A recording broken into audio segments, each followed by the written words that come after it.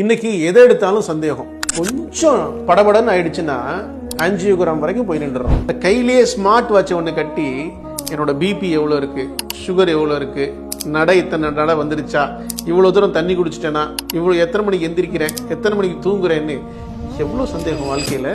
இப்போ இந்த ஏஐ வேற வந்துருச்சா, ஒரு சின்ன சிம்டம்ஸை காமிச்சா போதும், அப்படி தட்டி விட்டானா கக்கிருதா பார்த்து அப்படியே சந்தேகம், என்ன ஆச்சோ ஏதாச்சோ வந்துருச்சோ எல்லாம் மொத்தமா வந்துருச்ச மாதிரி. சந்தேகமே சைத்தானோட குணம். இப்போ ஒரு விதையை நடுறீங்கன்னு வச்சுக்கோங்க, அந்த விதை முளைச்சு வரணும்னு நம்பி கொஞ்ச நேரம் பொறுமையா இருக்கும். டெய்லி தோண்டி பார்த்தோம்னா விதை முளைச்சிருமா?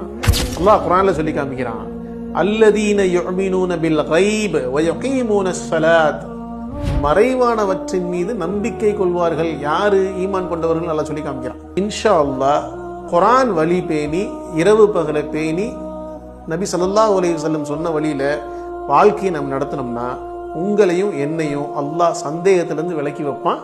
ஆரோக்கியமான வாழ்க்கையை வாழலாம் இன்ஷா அல்லாஹ்.